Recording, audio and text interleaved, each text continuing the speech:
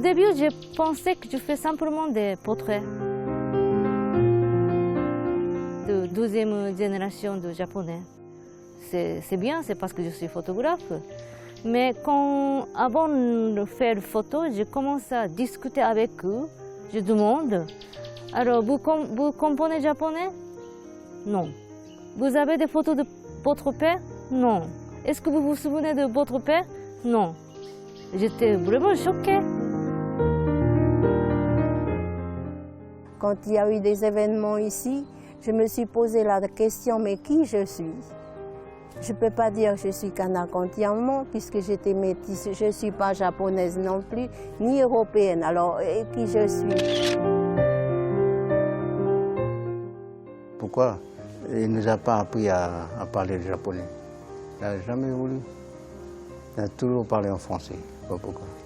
Mais dans son cœur, il y a toujours une grande mémoire de son père. Donc alors, je dois travailler peut-être avec eux. Parce que comme les descendants japonais ne comprenaient pas la langue japonaise. Et comme moi, je parle quand même un petit peu la langue française, alors je peux être entre Japon et les descendants de japonais, comme un peu intermédiaire.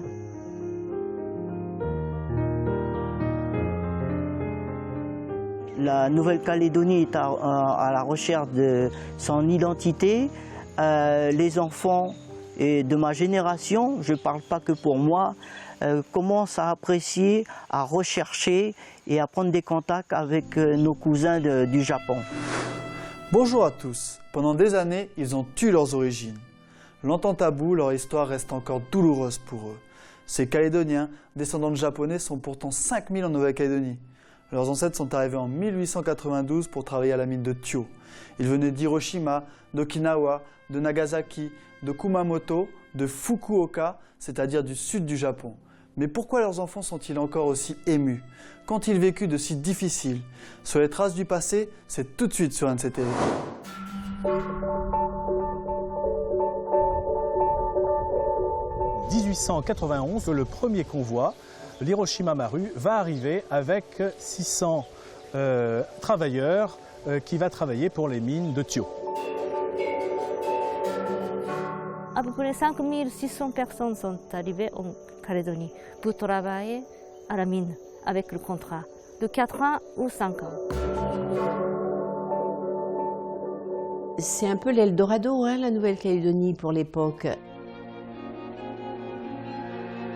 Ces Japonais émigrés sont pour la plupart des gens de campagne, de la partie sud du Japon, qui est à l'époque une partie pauvre, une région pauvre.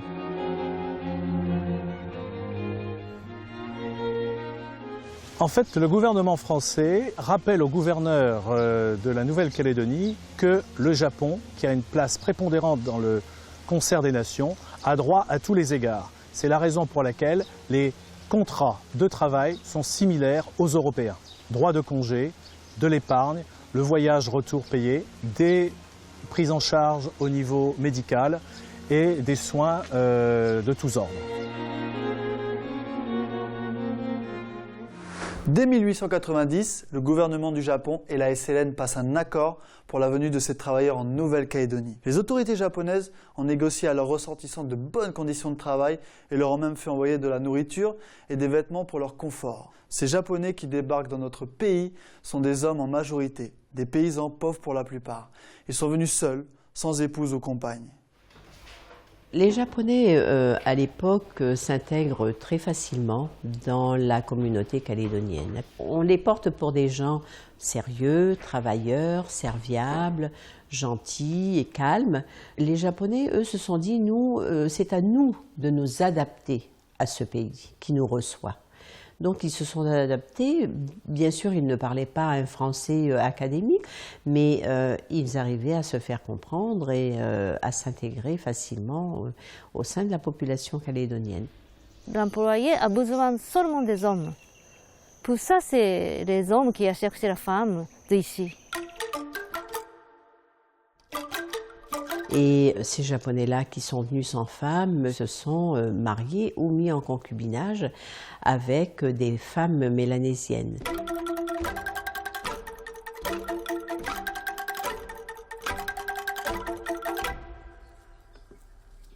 Je suis Nipo-Kanak, ce qui veut dire ma grand-mère. Elle était la fille du grand chef Jérémie de Puebo. Et puis j'ai un papa qui vient d'Okinawa, donc qui est japonais. Et c'est pour cela que j'ai dit Nipo-Kanak.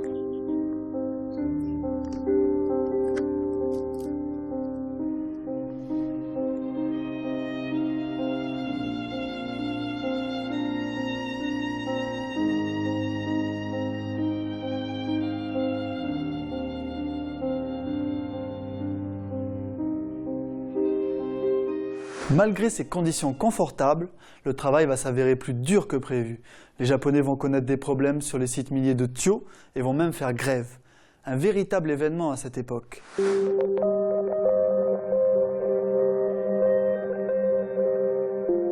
Après 5 ans, quand on a fini le contrat, ils rentrent au Japon, normalement. Mais il y a beaucoup qui ont enfui de la mine. Et bien ici, devant la rudesse du travail, ils ont vite déchanté et quelques-uns furent des grévistes ou carrément des déserteurs. Je pense qu'après le boom du nickel, beaucoup de Japonais qui étaient ouvriers sur les mines se sont redirigés dans la brousse. Et comme Poignimier et la vallée de Chamba vraiment a le même climat et la même végétation qu'Okinawa, à part les cocotiers, ils ont apprécié de vivre ici. Quand on a quitté la mine, il n'y a pas de moyen de vivre. Donc ils ont allé partout et puis qui fait n'importe quoi, faire la pêche de toroka, ramasser des cafés, des autres mines. Mais il n'y a pas d'argent, donc il n'y a pas de moyen de revenir au Japon, donc on s'est allé ici. Ils sont tous, à cette période-là, dans des petits métiers, ce qu'on appelle les petits métiers de l'artisanat, soit forgerons, cordonniers, coiffeurs, tailleurs. En brousse, ils ont acquis des plantations de café, de copra. Beaucoup aussi originaires d'Okinawa sont des pêcheurs de biches de mer, des pêcheurs de troca. Comme les Japonais sont travailleurs, donc on avance bien de son business, chacun son business. Et partout il y a des magasins japonais, surtout des cafés, c'est vraiment une spécialité de japonais. Mais la guerre éclate. Le 7 décembre 1941, c'est Pearl Harbor. L'histoire des Japonais de Nouvelle-Calédonie va basculer, entraînée malgré eux dans l'histoire de la Seconde Guerre mondiale. Ils vont être arrêtés, déplacés à l'île Nou et enfermés dans un camp d'internement. Donc nous sommes ici dans le bâtiment qu'on appelle l'asile d'aliénés, qui faisait partie de l'hôpital du Marais, l'hôpital du Bagne. Et effectivement, ce qui est intéressant, c'est que dans ces cellules, eh bien, on trouve des graffitis japonais. Alors pourquoi japonais? Eh bien, ça nous renvoie à une période de l'histoire très peu connue, qui est que le lendemain de Pearl Harbor, le 7 décembre 1941, eh bien, toute la communauté japonaise, en tout cas les hommes en âge de prendre des armes, sont arrêtés par le gouverneur de la France libre, Henri Soto.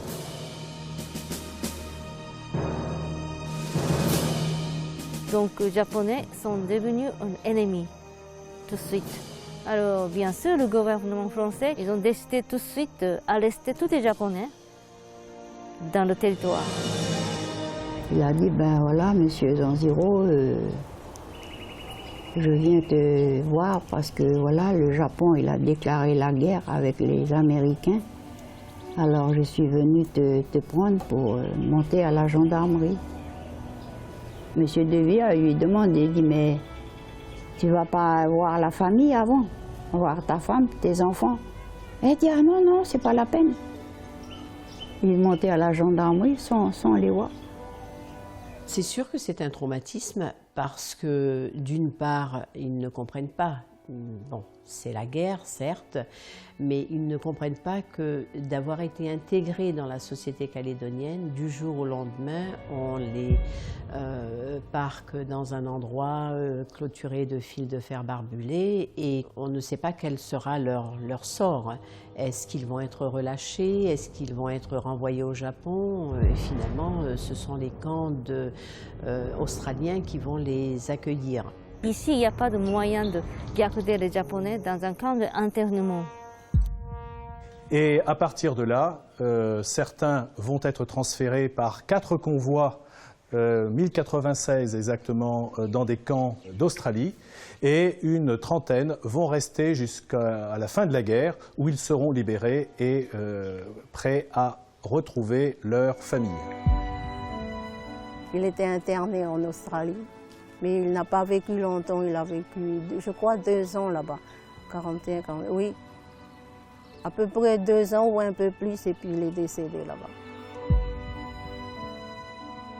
Après la guerre, ils sont partis direct au Japon.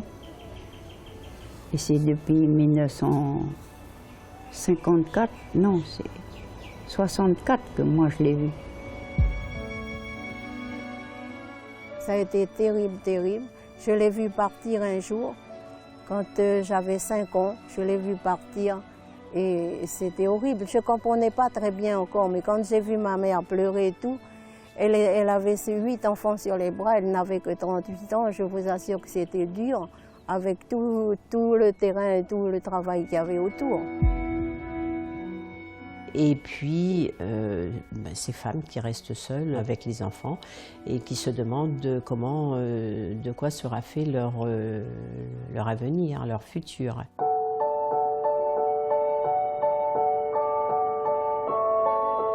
Ma mère a été traumatisée sur le départ précipité de son papa. Elle a su par l'intermédiaire d'une personne qui est venue le prévenir que son papa a été arrêté et évacué en Australie après.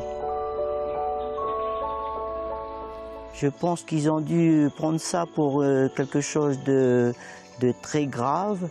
Et étant donné que son père avait été arrêté par la gendarmerie, pour eux, ils étaient plus ou moins considérés comme des traîtres ou quelque chose comme ça. Donc pour eux, ça a toujours été un sujet tabou. Même nous, les enfants, nous n'avons jamais su la vérité ou l'histoire de l'arrestation de notre grand-père. Effectivement, on oublie les familles qui restent. Ce sont des femmes, des enfants, et qui se retrouvent quasiment du jour au lendemain sans rien. Au mieux, elles peuvent garder leur habitation. Au pire, elles se retrouvent dans la rue et heureusement qu'il y a des mains secourables, soit de la famille, soit des tiers, qui les prennent en charge. Effectivement, dans les écoles, certains doivent changer d'école parce qu'ils sont jetés à l'opprobre de la population qui les considère comme des ennemis. Et petit à petit, ils apprennent à vivre dans la transparence, à se fondre dans la population et à part un patronyme particulier, eh bien, on ne sait plus, on ne sait pas qu'ils sont d'origine japonaise.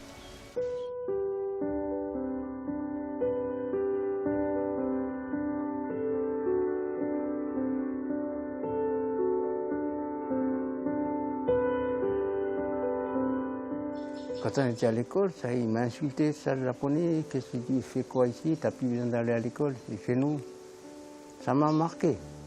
Et puis j'ai un copain de Villers qui était à côté. Il lui dit, mais tu lui dis qu'il est japonais. D'accord, il est japonais, mais il n'est pas venu du Japon. T'es un Calédonien comme lui, il est né ici. Il ne faut pas l'insulter.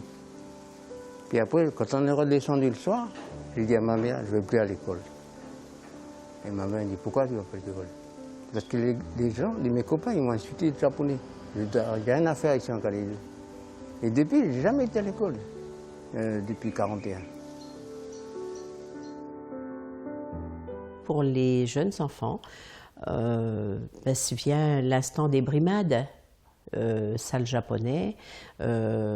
Ici tu passes ton chemin, on ne sert pas les Japonais dans les magasins, ou alors c'est le père de famille qui vient à l'école voir l'instituteur et qui dit je ne veux pas que mon fils soit assis à côté d'un petit japonais. etc. Donc, à ce moment-là, les mamans et les enfants essaient de se couler dans un moule de discrétion, bien sûr, sous-tendu par la honte d'être enfant de Japonais ou d'être femme concubine de Japonais. Heureusement que c'était l'État qui nous payait à manger, parce que nous, on n'avait pas une pièce dans la poche. Mon père est parti, nous, on n'a pas revu mon père. On est des gosses malheureux parce que notre père a été interné et il n'avait pas de pognon d'avance, il n'avait pas de compte en banque, il n'avait rien du tout, c'est tout. Et c'est dur pour nous démarrer. Bon, maintenant, moi, je ne gagne pas beaucoup, mais suffisant pour moi vivre et puis nourrir mes enfants, c'est ça.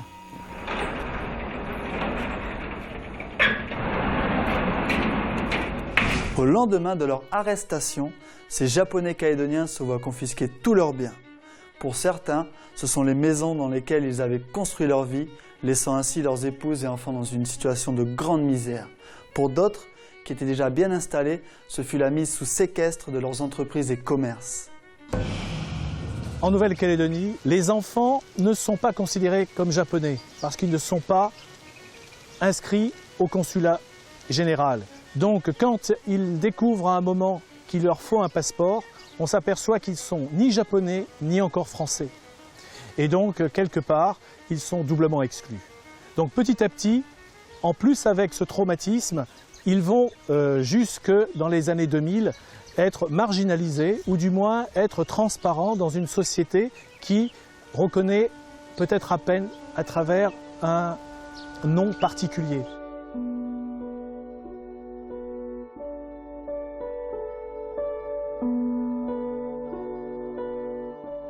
Nos pratiques culturelles, elles sont calédoniennes. Voilà. C'est ce qui nous distingue, je pense, de l'ethnie indonésienne ou de l'ethnie vietnamienne. Les descendants de Japonais n'ont pas eu d'héritage culturel.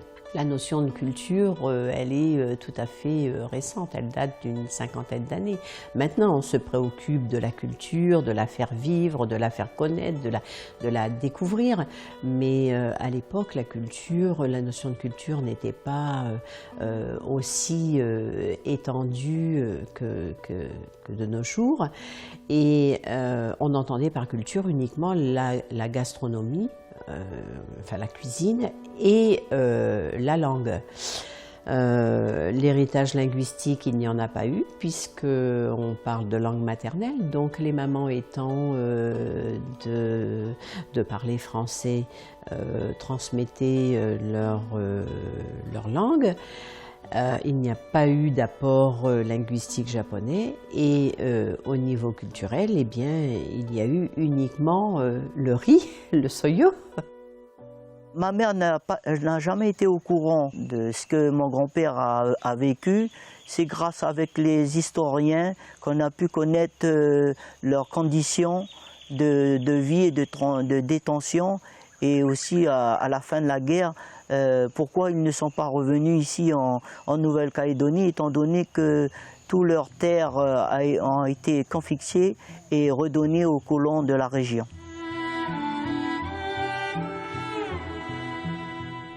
Je pense que mon travail, qui a été repris par Danny Dalmerac grâce à son roman, grâce à Mutsu Mitsuda, à travers ses expositions, a mis en œuvre toute cette population particulière. Je pense que ça a été un élément qui a pu leur redonner la fierté de leur chemin de vie, de leur premier ancêtre.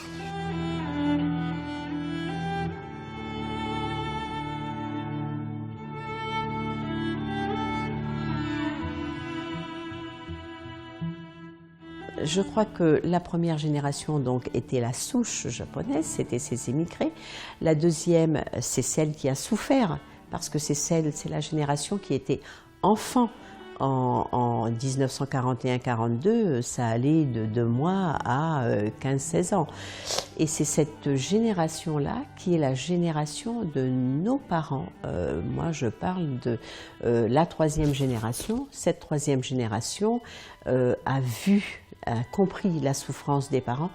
Et c'est cette génération-là, celle qui a 60 ans, entre 60 et 75 ans, qui a besoin d'en parler pour que la transmission de cette histoire se fasse, parce que c'est aussi une page de l'histoire calédonienne.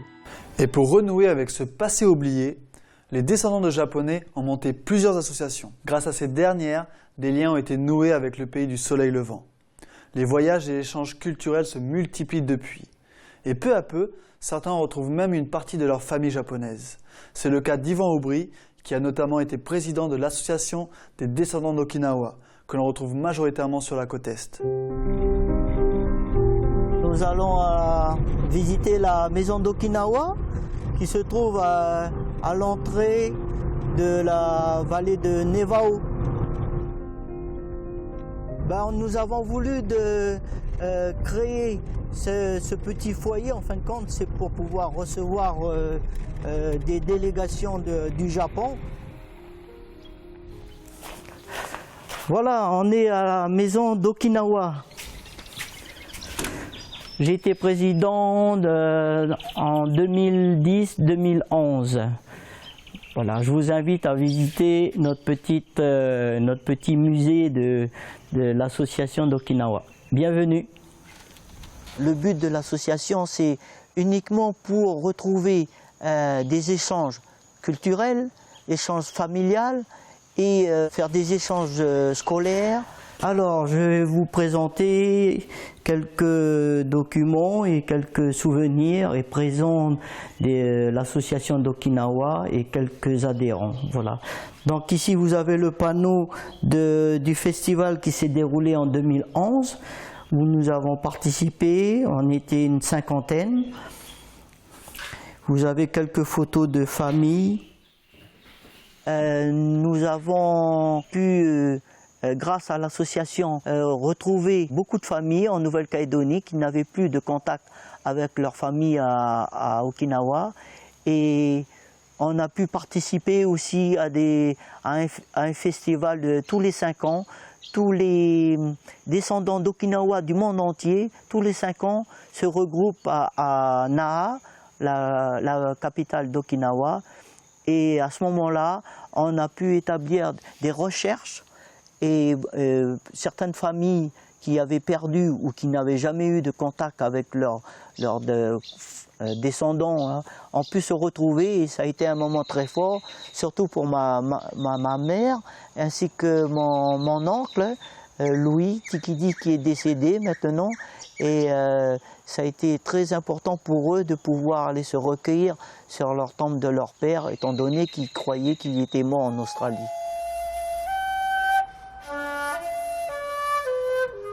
Il est bon que les enfants sachent que les parents ont beaucoup souffert. Parce qu'il y a des parents qui sont partis, des pères, et on a pensé, quelques personnes, familles ont pensé qu'ils ont été abandonnés, mais non, c'est pas vrai. Ils sont allés en prison là-bas, et puis comme mon père, bon, il est décédé là-bas, et puis voilà. Mais c'était horrible.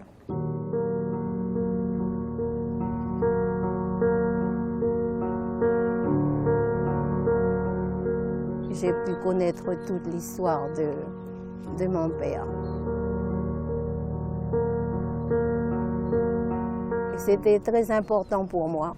Et puis ensuite, j'ai cherché le côté de maman, pour le côté kanak, et je suis allée, maintenant j'ai tous les renseignements. Et maintenant je suis tranquille, parce que je crois qu'il est important de savoir d'où on vient pour être bien dans sa peau.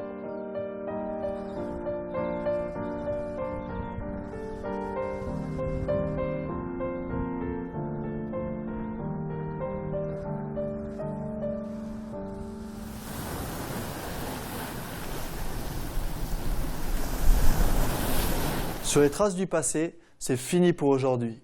Merci à vous de nous avoir suivis.